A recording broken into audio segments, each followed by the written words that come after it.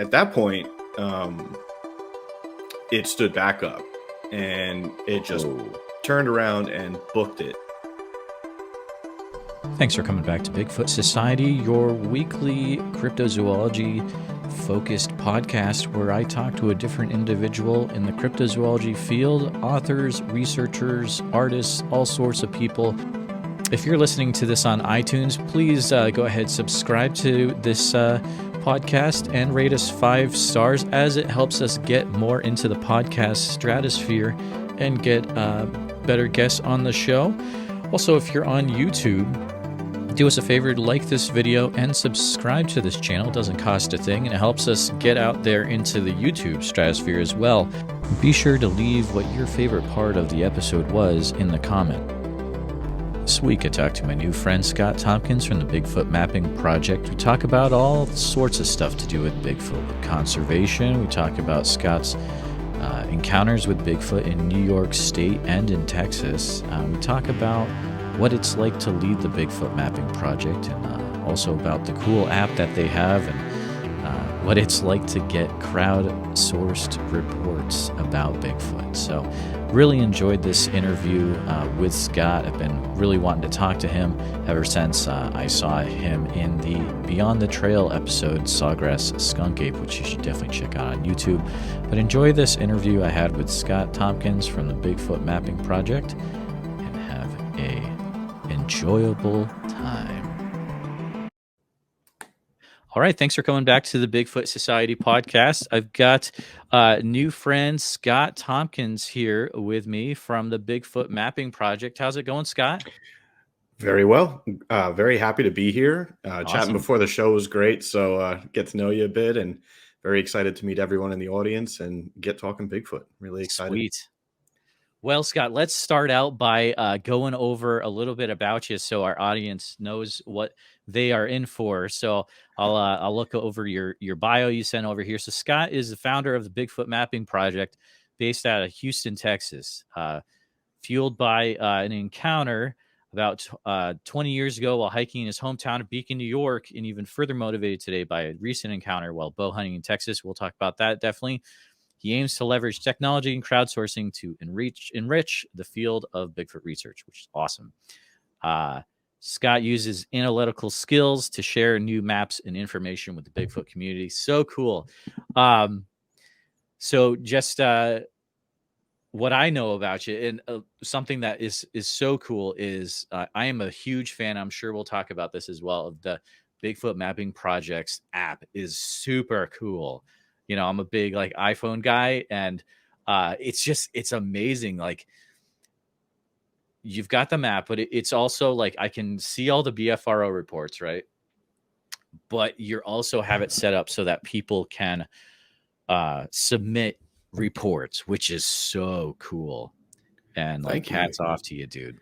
Yeah, that's actually a huge part of the project, right? It's the crowdsourcing part, taking it to the next level. Everyone has a phone, everyone has apps, right? And my idea was when building the app, all right, what's going to be interesting? And when I first started the project, obviously I didn't have a database of sightings. So I hit the internet and found a database that I had already been reading in the past. And I thought about it. Why don't I put this in the app as some historical data, right? So it's called Manjani's Bigfoot database. Yep. And I'm sure a lot of people are familiar with it. And I cite him in the app just to make sure that people know where it comes from. Awesome. And that data set to start off had BFRO sightings in it up to 2016. Okay. And a bunch of other organizations from Kansas and Pennsylvania and Texas and Kentucky's in there, many, many places. So if you are clicking around, you'll see some URLs that go to other organizations' web pages as well, with different reports. So it's a pretty great database. It's super good. So it was a great jump off point to get the app started. And then the really important part, like I was saying, is the crowdsourcing, where we can start to build onto that and capture stuff from 2016 forward and really start to capture the data in a more uniform database. So I can perform a bit more analytical stuff on it with a lot more information in a standard format. Yeah, it's super cool. Has there been a favorite report that's come in through it that you're like, oh, that I'm can't believe that this only is out in the open because of some app that I set together, like that just blew you away, or anything that comes to mind? There is one particular report in northern Idaho that Ooh, comes to mind. okay. And when you zoom in on the map, you'll see it was an elk hunter. His wife posted it actually, and he captured some pictures of a footprint, and it's quite large next to his boot in the photos. He's got about 3 photos that he submitted, and it's a very interesting posting, and it was one of the first, so it really sticks out as a successful proof of concept for the app, and it was kind of a like woohoo moment. That's People so are using it cool. and we're getting evidence. So Yeah. Oh man. Um, yeah, I don't purchase a lot of apps, but I was like, when I heard I looked it up in the app store and was like, I don't even care. Purchase, like, this is amazing. This is a great investment. And like it's very cool. Like I literally talk about it all the time. So Scott, like, I'm hats glad. off to you. Thank you. Thanks for making an awesome tool for the community. And I can't wait. My pleasure. As I mentioned before, uh I'm involved with software. I like seeing how things progresses, and I can't wait to see what the future of the app is. It's probably some very cool stuff. So, Me lot- either. It's got a lot of ideas, a lot of stuff on the drawing board right now, trying to decide which direction to go. yep, One thing before we move on from the app, I'd like to yes, bring up is the website has a mm, web app built in where you can go visit, and you don't have to purchase the app to get a lot of the functionality that's in the mobile app. It's all also on the website for oh, free. So okay, that way, I know some people are averse to buying apps for a lot of good reasons. So, hmm, um, it's all out there. And there was 2 reasons why I made the app. I set it at $2. One is it funds. There's software behind this and sure, website admin fees and that kind of yeah, stuff. So it's a nice way to kind of supplement that. And then like you said, some people look at an app and go, "Oh, it's $2. I'm not going to buy that." So it's a good way to weed out people that would be making fake reports, right? So oh, that's true, yeah, yep, it's not free, so they're not going to go in there and make the effort, spend money to get in and make fake reports. So it's kind of another filter for folks who might be motivated to be trolls, right? So trolls in the Bigfoot community. I don't know what yeah, you're talking about, Scott. yeah, exactly. So that was the idea behind it, and I just don't like ads in my apps either. So it's a good way to keep them ad Oh free. yeah, hats off to you.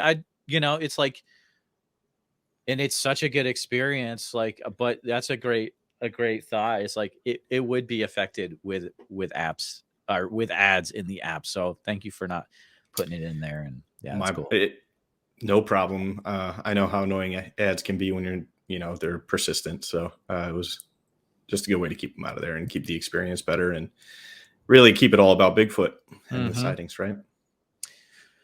Let's rewind a bit. I always like to kind of get the background. And in your bio, you go over a few things, you allude to them. So tell me, well, let's start here. So, like, is the encounter that we haven't talked about, uh is that your introduction to Bigfoot, like what sparked it, or is there something even before that?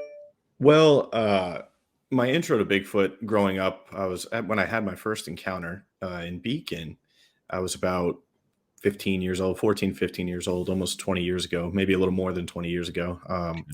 So obviously everyone's kind of heard the Patterson Gimlin film at that point. I had Hmm. seen it and seen some documentaries and different things, but I wasn't really hooked yet or Mm, very interested in learning more about Bigfoot. It was just kind of a urban myth to me at that point, something people talk about. And when I was hiking with my friend, we were on top of Mount Beacon on the backside of it, going around a reservoir towards the fire tower. There's okay. a fire tower on the top, and it's kind of a very well known trail now. At the time, 20 years ago, it was just you had Mm, to know about it kind of and go find it. So we were rounding the corner, and this tree starts shaking, and there's also this guttural, like deep, deep, deep roar. Like there's no way a person Wow. could make this sound. So, and the tree was a good way to measure a tree would be it's called DBH, diameter at breast height, which is how they document trees when they're doing different studies and stuff. So this tree was probably 18 to 20 inches diameter at breast height, DBH. So it's a big tree. It's kind of a, a few years old, and it was shaking all the way up to the canopy violently. So we looked at each other and we just booked it out of there. We were kids, so we got a little scared and sprinted down the mountain. That was the extent of the first sighting. Man. But after that, I was like, there is something out there. This is unexplainable. Up until that point, I'd never been so primally scared, right? Like this adrenaline, fight or flight, hair standing up on the back of your neck type fear. And it just kind of awoke this curiosity of what is out there? What was that? And from there, I just always had it in the back of my mind going through school and college and working in the field. And flash forward to, I guess, last year, COVID, right? 2020. And I was like, I have a lot of free time now that I'm locked in the house. What am I going to do? Right. And I'd always had the idea to build this database, right, for Bigfoot sightings and do crowdsourcing based on my experience, in school and work. And so I built that, and I kind of started to nurture that and get really into making the maps. And then hunting season hit. So I kind of slowed down a little bit because now I had hunting to be occupied with, and I'm really into getting out there and chasing whitetail. So, I was hunting. It was October. It was bow season. And this was just last year. So this is 2021, right? And I was walking out after uneventful evening, didn't see anything. And it was just dusk, dark enough where you could still see the walk, the moon's out. And where I hunt, it's actually pretty, you can see if you know where a trail is, right? If you're familiar, you don't really need a flashlight that much. So I was walking out, and there's a lot of hogs there. So I look to my left, and I'm on a river bottom. So the river bottoms to my left, there's a fence, like a barbed wire fence, and then there's a cow pasture on my right. So I was walking the fence line, and I parked my truck kind of like a quarter mile away down the pasture. And I got close to my truck, probably 30, 40 yards from my truck. And I look to my left, and there's this mass, like a shadow, kind of like a hog or like a bear would look like, dark. There's no bears in this part of Texas where I was hunting, so that it scratched off the list. So I just thought, all right, that's a big hog. Let me just stand here and watch where it goes. It looks like it's probably going to go towards the river bottom. They don't usually come out into the pasture unless they're crossing. There's nothing for them to eat or dig up. So I figured it was just going to hang out in the river bottom and kind of eventually catch my scent or just see me and mosey on off. So I watched it for a couple seconds, and then it stood up. Whoa. Yeah, exactly. That was my reaction. That's exactly what I said was, whoa. Just like that. Just kind of deadpan, holy moly reaction. Just whoa. And this thing at that point, I think, heard me, and it squatted back down.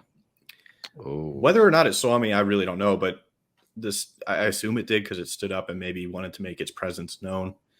I don't really know.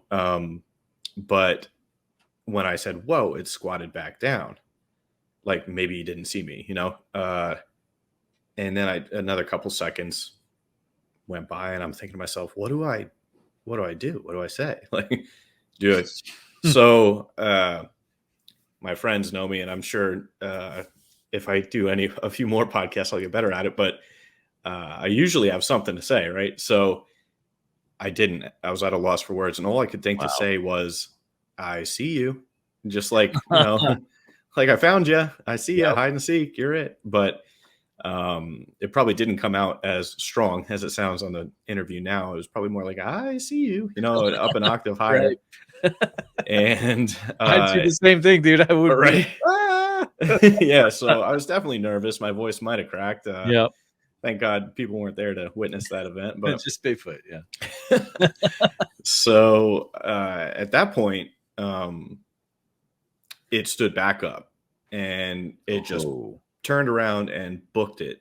And behind it, it was squatted behind, like, for lack of a better term, like scrub brush, kind of grassy, everything in Texas, a lot of plants, as particularly just wild foliage, has thorns, burrs, vines. So it's really like a bramble patch out there. When you're walking, you've got your foot will get caught under vines all the time, and you just got to be careful.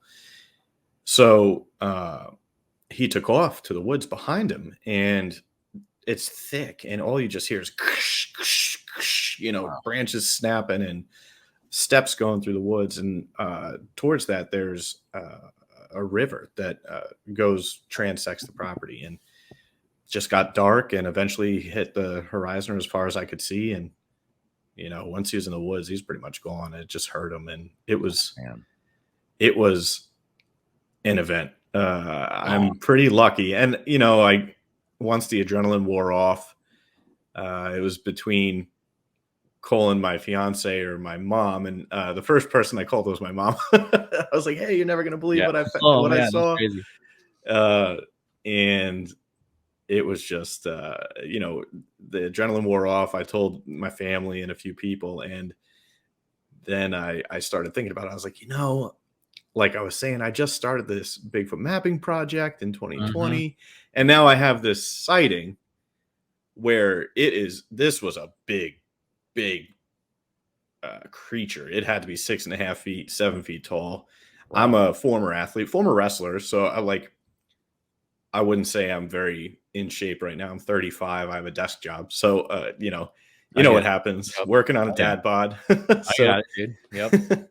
I was in trouble. Like, I would have been in a situation had this happened. So, I'm just thinking to myself, I started the Bigfoot. Of course, now people are going to be like, yeah, the Bigfoot mapping guy had a Bigfoot sighting. What a coincidence, But by sheer luck, I wasn't out there looking for Bigfoot. I was out there trying to, get a deer. And you're looking for deer, yeah. Exactly. Bow hunting, right? You said? Yes, bow hunting. So can I ask some follow-up questions? Just curious. Yeah. So you're sitting there, you've got your bow with you. Was it a thing where, like, did you have the back and forth internally? Like, I've got the bow, I could, or not for a second. Quick, you were just like, whoa, bam. Well, I never thought of shoot. Like, not for a second. I was like, this bow is useless. Right. And my thought was as self-defense, not as a weapon to. I'm not pro kill. A lot of people have asked me that because of the nature of the database and the location. People are concerned that there's going to be people out there that have different intentions, and I'm approach it more from a conservation aspect. I get it. Yeah.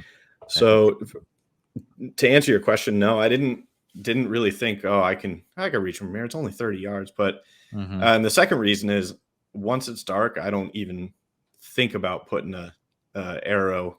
Oh, good point. Yeah. Good point. Nope. Then that's Bigfoot or not, that's just safety 101, right? Yeah, so yeah. But the thing is like, you're not going to take down Bigfoot with an arrow. I mean, well, maybe the way I see it is, you're probably not going to take down Bigfoot with an arrow unless you're like not instantly, Hawkeye and you have like a anti-Bigfoot arrow that like explodes or something. I don't know. No, but I'm not. Yeah. I'm good out to 30 yards when it's a deer, 30, 45 yards, confident. And I practice a lot, but I can't say that I would have been accurate if I registered that it was Bigfoot and I needed to defend myself. There's no way. There's no way I would have even, as much as I would have been shaking, there's no way I could have even, I would have been throwing it at him, the whole bow. That's about it. You mentioned it was darker, so I'm guessing like probably didn't see much for features or anything. No, I wish, like, I replay that, and to really try to really be able to answer that question, it would be a guess. And I wish it was just a little earlier. Oh man. because then it would have been lighter, and I could have distinguished color or hue at least. But what I did see was size, right? General Yep. size. Yep. I could clearly distinguish shoulders, like a big, huge head, a Mhm. huge head, uh, and just a very solid looking. Well, I've said this before. You know how gorillas sometimes when they stand up, they have like a pot belly. Oh yeah, sure. Yep. What that wasn't. It was lean. Mhm. It was an Oh, athletic looking figure, right? Look okay. like a bodybuilder type, but long, Interesting. long, long arms and huge forearms, and I could kind of see the hands, cupped a little like a silhouette. But that's as good as it got, Hmm. just like a silhouette, Okay. sadly. So I'm curious, did you ever being the guy who's always looking at maps and stuff, did you then, after, let's say, you had that sighting, Mhm. did you look to see if there are any other sightings that happened in that area, or was yours kind of like a one-off? Or Weirdly, it is a sparse area, that okay. part of Texas. I did go there, and there's a couple, but nothing that would draw me there by looking at a map at a high level. It wouldn't stand out to me as an area where I would think to go do any Okay. type of exploration or research. Honestly, it's kind of a surprise to me, and it's very low population. For example, the cattle ranch that I hunt on Hmm. is huge. It's 11,000 acres. So, and I hunt a tiny, tiny part of it, 200 acres that I have permission to hunt on. And Okay. Texas is interesting, and I don't know if a lot of people know this coming from um, different parts of the United States. Texas is 95% privately owned land. So there's not a lot Really? of yeah, there's Wow. not a lot of public land to go exploring. There's like Oh. national forests and stuff like that. National park on the Mhm. Big Bend is I want to get out there. I haven't been there yet, but to get anywhere else in Texas, you generally have to be on a hunting lease or get permission. So Hmm. it's not Interesting. surprising that there's not a lot of sightings because you just can't be on a lot of these places, which is Gotcha. interesting, right? So that means there's not a lot of people and what really could be out there. You don't know Oh. what, it explains why there's not a lot of sightings and you need people to have sightings. So There's it could, some weird stuff in Texas too. It's like, because you got all these ranches where it's like dudes have like they bring in animals, special animals, oh, like, exotics. Yeah. yes, they're exotics, right? So it's like Yeah. you have no idea what you're gonna run into if you just, No, no. yeah, it could be wild. Down the road, not far from where I hunt, there is a place called Eagle Lake and Okay. they have it's called a high fence ranch, and it's Okay. just like it sounds. It's got a high fence because these gazelles and impala and water bucks and zebra and all Wow. this stuff Oh man. can just jump. Axis deer, Sitka deer. Yep. Yep. Texas has the most exotics in the U.S. There's species that just to go down a rabbit trail for a minute. Yeah, go ahead. Yep. There are more of some of these Yep. species in Texas than there are in the rest of the world, and it's Exactly. That's so so wild. this industry is keeping them uh, from going extinct, basically, right? Just through Sure. hunting. Yeah. It's really an interesting concept. So anyway, sorry, I digress. That email is bigfootsociety@gmail.com if you'd like to comment. What's that? I was just like, I'm sure some listener is gonna send me a comment on that. I'm like, it's bigfootsociety@gmail.com if you want to send me a Oh, comment on that. Like, bring it on, dude. Come on, let's yeah, party. No, I'm that's cool with that. funny. I'm cool with that. Um, what is the main, if you had to say what the main goal of the Bigfoot Mapping Project is, what's like your guiding light, your true north? That's like my mission statement. Yeah. Um, really, I should write that down. Actually, that's a great. It's a great It's a way to great refine thing to that. do. Yeah, but starting out, my idea there's two facets really about this project. The Yeah. first one is learning more about this creature by capturing data and putting it all in one place, right? So Mm, when you have all of these different organizations doing a lot of hard work like BFRO or Sure. Texas Bigfoot Research, or a bunch of them up in Washington, you name it, across the country. Yep. And they all maintain these separate databases. Then it's just the same concept as like Homeland Security. When the FBI and the CIA and NSA all share their databases, you get better intelligence, right? Gotcha. So Gotcha. that's the concept, is bringing it into one place so we can learn more about Bigfoot and treat it like a conservation organization, so we can figure out what kind of forests we need to protect, when we, what hunting seasons impact Bigfoot, what type of construction, what type, how population growth, all these different things, how they affect the population of Bigfoot. And by bringing it all into one place, we can do that. So the first thing is to learn about Bigfoot and protect the animal.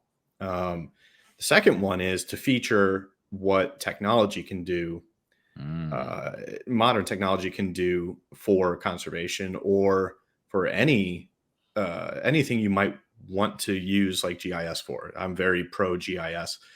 So like, imagine, I didn't know what GIS was when I went to college. I had no idea, right? So I took it as an elective and fell in love with GIS. You can solve so many puzzles with it. You can do emergency management, you can do search and rescue, you can do conservation, you can do farming, you can do, you name it. We touch GIS almost every day. So that's the second part of it, is showing people and exposing what GIS is and what it can do. So two things I love: being outdoors, looking for Bigfoot, and GIS technology. I love Excel. I love statistics. I'm a nerd, actually, at heart. It makes sense that it would be like, if you love that stuff, and you love Bigfoot, like this just has to happen. Well, exactly. It marries the two, and it just, hopefully it comes through that this is a passion project for me. I'm not doing it in disingenuously, right? This is all about analyzing the data and getting interesting, useful insights out of it. So, and sharing that, right? It's important to share that. Being we're both Bigfoot nerds, right? We're into it. Because of this project that you're doing, had there been any like cool like collaborations or partnerships, or like, some guy was like, oh, that's awesome, and you're like, holy mackerel, you're this dude, and like this is blowing my mind, like, There's been a couple, actually.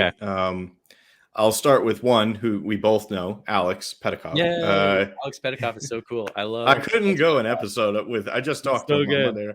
So I couldn't go an episode without bringing him up. He's a great guy. And he's like I was thinking about it after the episode, and he's like a Bigfoot encyclopedia. He is, dude. I mean, for sure. Interesting stuff. History of everything. I will be mid conversation. He's like, oh, that reminds me of this sighting from 150 years ago, and he'll remember the guy's name. And so smart. And he's really an interesting person, actually. So he reached out, and we've done a few different collaborations. One of them was his Florida series that he's got going on for On the Trail of Bigfoot, which I won't say any spoilers, but I did help him with some maps and some stuff for him.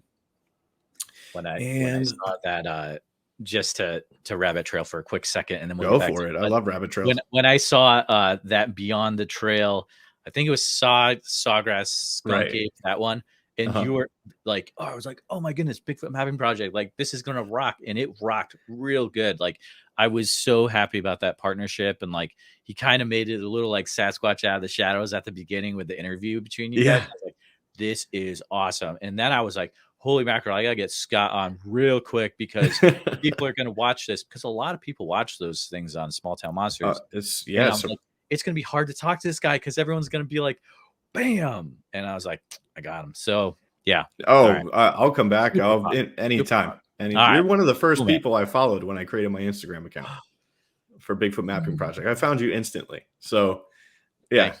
It's actually me wanting to talk to you. It's not the other way around. So it's a pleasure to be here. You tricked me.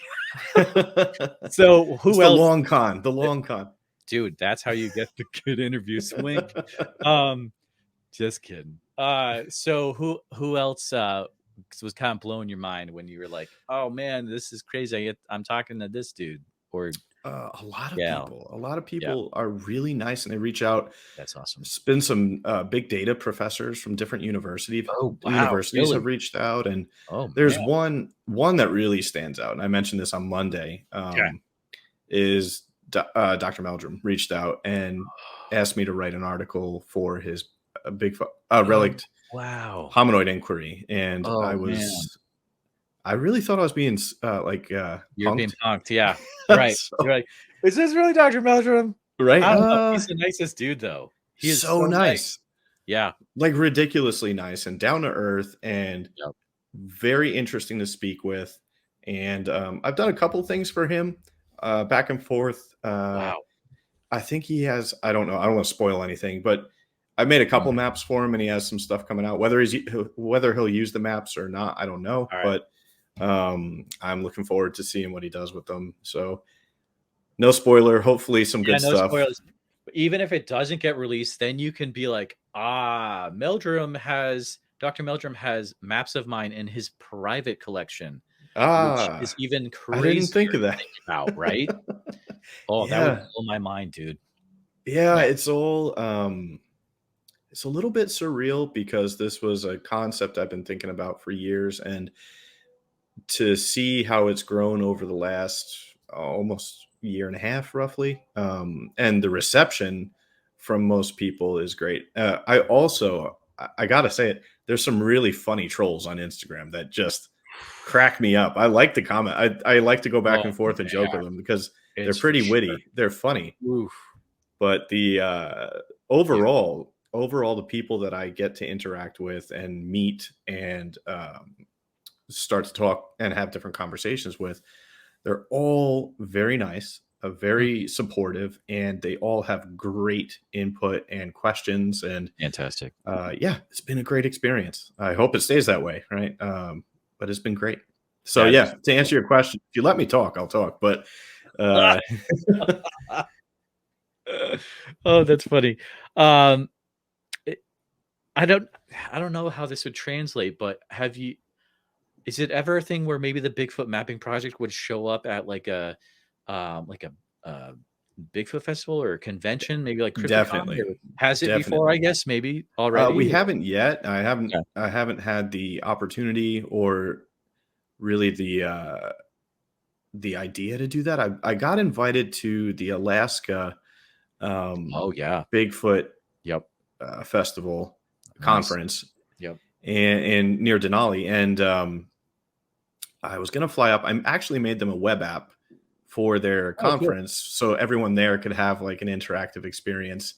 And I featured just Alaska. I don't feature Alaska a lot, and so I made a very special map for them because we went back and forth, and they were great. So I it was just spur of the moment. Kind of couldn't get off of work. That's Oh, if I could do this full time, I'd be all over the place. Let me tell you. But you and me maybe one both, day. brother. Maybe one day. Mhm. I would go van life very quickly. Oh yeah. Oh, I don't know if I I wouldn't, but like for you, that would be so cool. It would be See, ideal. that would well, I guess you can do it as a family dude, but Yeah. we'll see. I'll start with I gotta get my podcast studio shed going. So as we Yes. were talking about before, it's coming someday. So Yeah. It'd be cool if you did like a storage container one, soundproofed it. oh, that'd be weird. Yeah, that'd be yeah, it could work though. It could Yeah. work. Great studio. Yeah, totally. Totally. You've done special stuff for other people. You've done some stuff for the Emily, right? Yes, I have. Yep. Oh, cool. Forest Fleur. Yep. I made a web app for her. And every once in a while, I'll make her maps for her Instagram account or she had a Patreon, I believe. So I would make stuff Yep. that she'd release kind of there first for her community and then put it out. And we actually had I think she was my first podcast interview. So if you go back and Yes. listen to that, all you hear me saying is, because I was nervous, right? When everything you say is recorded, it's kind of is a whole different, Wow. uh, you know, experience. So you kind of just apply that filter a little more. And I'm a New Yorker at heart, so I got to be careful with No way. my natural tendency to be not safe for work. No, I love your So accent. Your accent definitely comes out. I'm from Western Mass originally. Then I moved out to Iowa like okay. 10, 12 years ago. But like, yeah, the New York accent is so fun to but kind of really going backwards a little bit though. But what area is Beacon in? Is that Adirondacks or where's that at? Beacon's in the Hudson Valley, Okay. the Hudson Highlands. Actually, Really? it's about an. If you're familiar with West Point Military Yeah. Academy, right on the Hudson River, Beacon's on the east side of the Hudson River, about an hour north of New York City as the crow flies. It's just north of the widest part of the Hudson River. I think it's like 5 miles wide, and Okay. it's off of 84, I-84. Yeah, If yeah, you're yeah. from Western Mass, 84, you can Yep. kind of get there. So Beacon is actually it's a great town. I miss it every day. My parents Hmm. and folks and my brother still live there, and the rest of my family, extended family, and it's got wonderful hiking. It's got creeks and waterfalls, and it's the best of both worlds. You can hop on a train and get to New York City really Oh quick, yeah, or sure. you can go hike to the top of the mountain at the fire tower, like I was talking about, and see the New York City skyline from the top of the mountain. So Oh, definitely, that would be cool. Yeah. I will be a tour guide for Beacon in a heartbeat. I'm very, very pro Beacon. There you go. It's great. It's a great small town, full of art, full of coffee shops, and all kinds of stuff. My parents actually, if I may plug them, they Yes, have please. Anything you want to. they were recently rated the best donut in New York State. They're glazed over donuts in Beacon. You In got the to go whole state? in the whole state. Yeah. Really? Yep. You got to go. You got to Including New go. York City? I'm actually kind of lucky I don't live there That's because I'd be amazing. 400 pounds. Wow. What's So the name of their shop? it's called glazed over donuts. Yep. Okay. That sounds like So it should my okay. sorry, I digress No, again. I don't want to give too much away about so let's just say maybe I do watch some Food Network. Okay. But that sounds like I wonder if have they been on the Food Network at all or No, they've been in a bunch of okay. different magazines and stuff, but yeah, it's Oh, there's my so many mom. people It's a just mom and clicking pop this off shop. right now. Yeah. If you go in there, my mom will be in the back. My dad's at the cash register. I So love it. I love it. yeah. So we get out there sometimes, so I will have to keep that in mind. And you never know, maybe be like, dude, your son is great at making Bigfoot maps. So, good If you work, tell them that, guys. they'll load you up with donuts. So that's Oh like a yeah, dude, secret it's a passphrase. win-win. There you go. It's a win-win. So let's talk about this. If someone asks you, hey, what is Bigfoot? Because this is always an Mm. interesting question to throw out because it can go so many different ways. Oh, you asked some good questions. This is one I've been asked Sometimes. Thank you. before. Yeah, Yeah, you've been doing this a while, haven't you? But a little bit. yeah. Yeah. So Bigfoot, I approach it more from a biological conservation type environmental science background, and Mm, I think Bigfoot is likely a primate that okay. is, I wouldn't say as intelligent as we are humans, Mm, but like they don't make their own tools, for example, but maybe they could learn to imitate us. You don't see Bigfoot. They'll hit sticks and do tree knocks and stuff and throw things, but generally there haven't been many reports of Bigfoot using tools in other ways, right? So that I'm aware of, that I've read. So I don't think that they quite Oh, you're reach. correct. Right. I hope so.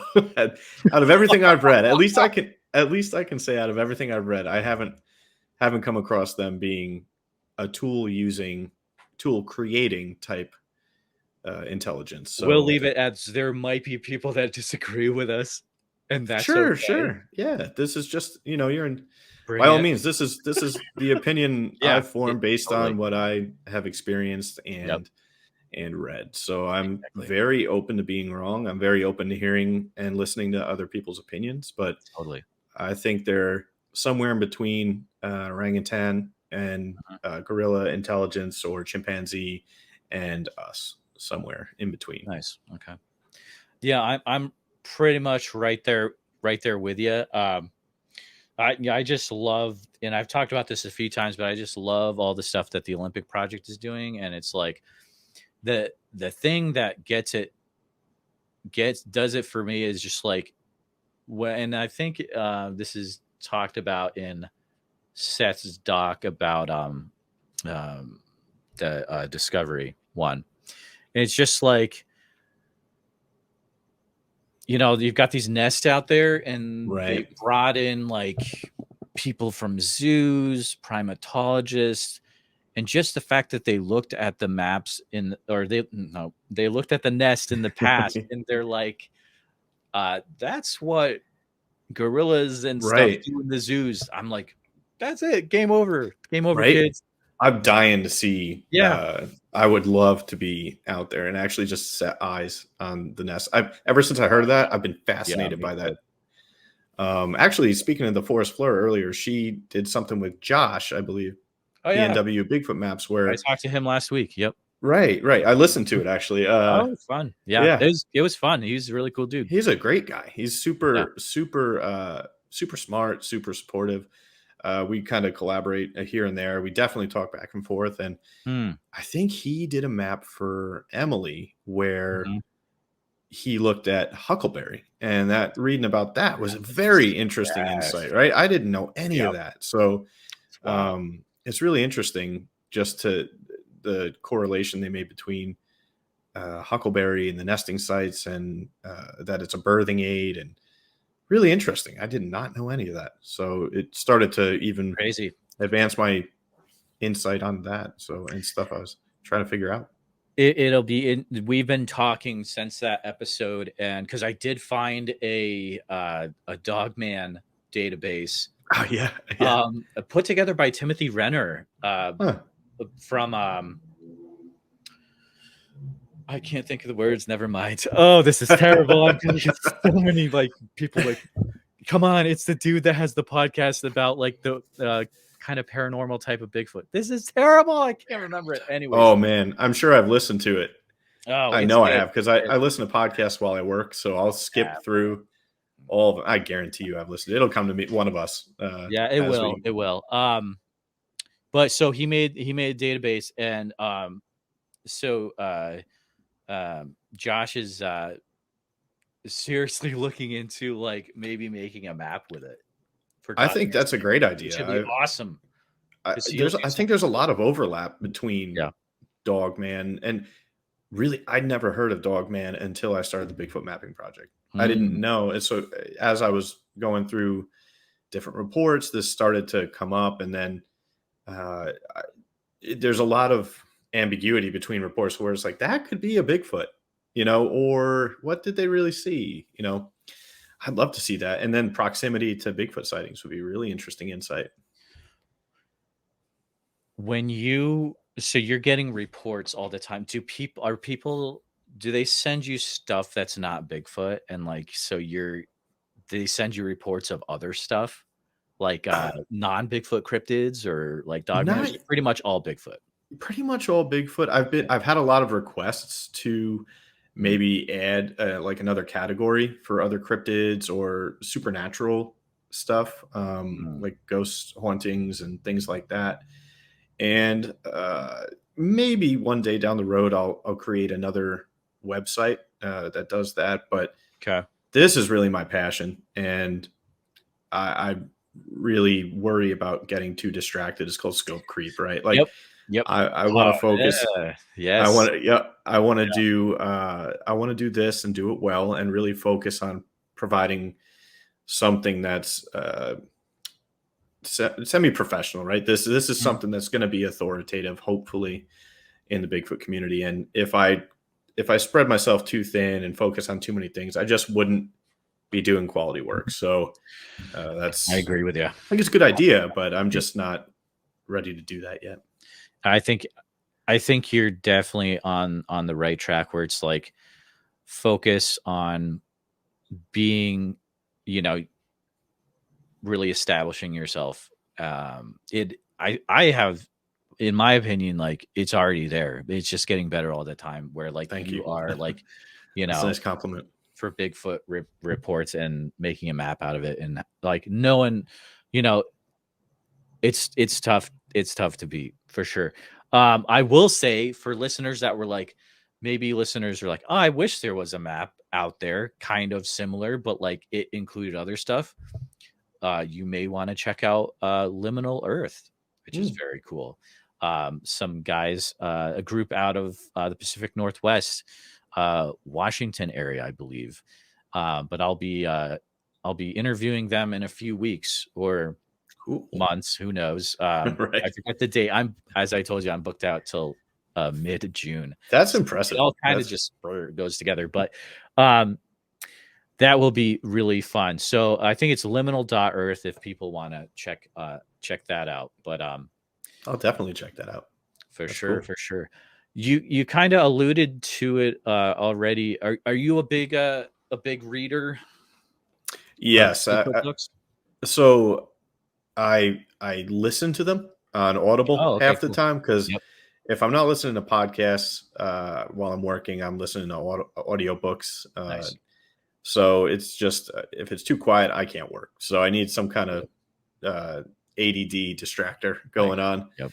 And actually, it's funny you mentioned the Olympic Project. I just listened to a book called The Cold Vanish by, it'll come to me, the author's name, but they really, up near Crescent Lake in Washington, they not only are they cool guys, they're super nice guys. They helped a father look for his lost son for a really long time. His son had gone on a hike in the Olympic rainforest. Oh yeah. And got lost, and they couldn't find him for a long period of time. And he basically lived there while he was looking for his son, and they treated him like one of their own by all accounts in this book. So it's I bring it up because one of the things this father did was meet with a woman who said she talked to Bigfoot in this book. And I pick up this book because it just happened to come up on like a reading list that I look at, and I didn't expect it to have anything to do with Bigfoot or the Olympic Project or anything like that, but all roads lead to Rome, I guess. And yeah, it was really interesting. So it actually like brings in the Olympic Project. Yes. I don't know if it's by name, truthfully, but they describe, right. I got you. Yeah. They describe their building, and if you know about the Olympic Project, it's natural that you'll assume it's them. And I mean, these guys, he talks about them knowing the forest and like the back of their hand, and getting out there and helping search and do all these nice things that they don't necessarily get credit for. So if I can be one of the people that brings that to light and sheds, yet another ray of sunshine on what kind of people they are, it's my privilege to do that just by way of reading that book. So yeah, they're really great guys. Never met them, but I just thought it's worth sharing that account about them. That's cool. I've never heard of that book. I'm going to look it up. Yeah, I forget who wrote it. It was a very good book. Very good book. It's so, yeah, audiobooks are great. I love them. The tricky thing is like, but there's like some of the really older Bigfoot books, and I've never looked, but I'm pretty sure like they're not on audiobooks. There might be a market for that, but if someone wants maybe I know what to do with my next bout of free time. Yeah, exactly. Right. Yeah, exactly. Oh yeah, I'm the same way. Like I desperately have to stay focused on this, or I'll just like go shiny object syndrome. And yeah, this is great. I sit down in front of, I have dual monitors at home because I work from home sometimes, and I'll sit down after work and I'll have dinner, and then I'll come back and I'll crack I like there's beer I like, it's called Kentucky Cold Snack. I'll crack one of those and just nice. Make just start to dabble a little bit and start an idea, like read stuff, and then follow that little path to a new map, right? A new insight, a new idea. And it's fun. It's just a nice outlet to be able to make these maps and share them with folks and come up with interesting insights, or at least stuff that I wouldn't think of all the time. Good stuff. This is putting you on the spot. Did you do a screen share with Alex? I did. Okay. Yeah. Listeners, how about this? because we're actually, surprisingly, we are almost near the end. But I will Unbelievable. tell you this much. If you're not listening to Alex's show, Sasquatch Out of the Shadows, you're doing yourself a disservice. Scott was just on Alex's show, and I need to go listen to this one myself, because if I'm interviewing the people, I don't listen. That's a good idea. But, go listen to Scott's episode on there, and he will it sounds like maybe do a little walkthrough of the Bigfoot Mapping Project on the screen, which is really cool. Yeah, we actually, I pull up, listeners were asking questions, and I pulled up a few maps that I had made to answer their questions. It was really wow. Oh, I got a lot of fun. I had such a fun time talking to people that maybe I never would have had the chance to talk to. It was awesome. It was a great time. This is a great time. I'm having a great time. I'm learning a lot, and I've been busy. I've been busy lately, but this is great. Do you have like a bucket list of places that you want to go to, Bigfoot related? Yes. Ocala, Florida is one of the top places. Oh, interesting. It's a hot spot that I picked up on when I first started the analysis that I was doing. That's a huge one for me. It was unexpected. I naturally drift towards the Pacific Northwest, and to find a place that is a hot spot outside of the PNW, it wasn't what I expected, but there's a lot of skunk ape reports, and it was very interesting. So Florida is a huge one. I love Florida anyway. So I think that's one of the bucket list places. There's a little town called Strawberry near the Stanislaus National Forest in the Sierra Nevada in California that I really, really want to go to. And then there's Alaska is top of the list too. There's much fewer sightings, but there's some real quality reports up there. And I think the nature of the reports are just so different from the lower US that I think it would be a great experience. So were there a ton of reports around Strawberry then, or? Oh yeah, it's a hot spot for sure. Really? Mm-hmm. I gotta look into that. That's,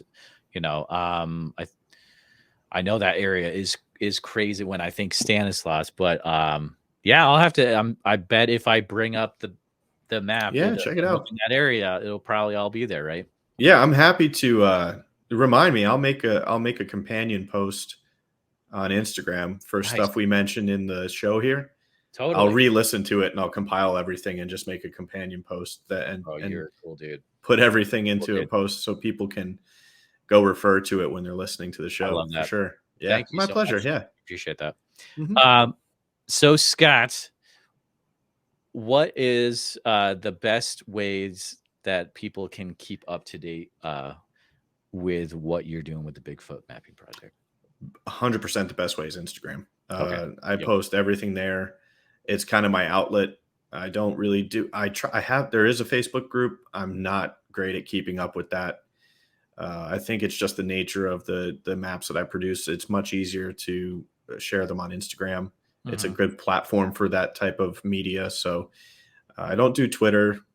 Maybe I should. I'm not sure. But pretty much an Instagram poster. And if you really want to get in touch with me, feel free to email me. It's scott@bigfootmap.com. If you need anything, help with the website, have questions, have stuff you want to share, anything, need to reach out. That's specifically what that email is for. Nice. But Instagram's the way to go. It's the easiest way. Perfect. Well, thank you so much for coming on tonight and chatting, Scott. This has been super fun. And everyone go get the Bigfoot Mapping Project on your phone. Seriously, do it. I have it. It's so good. So thanks again, Scott. Thank you very much.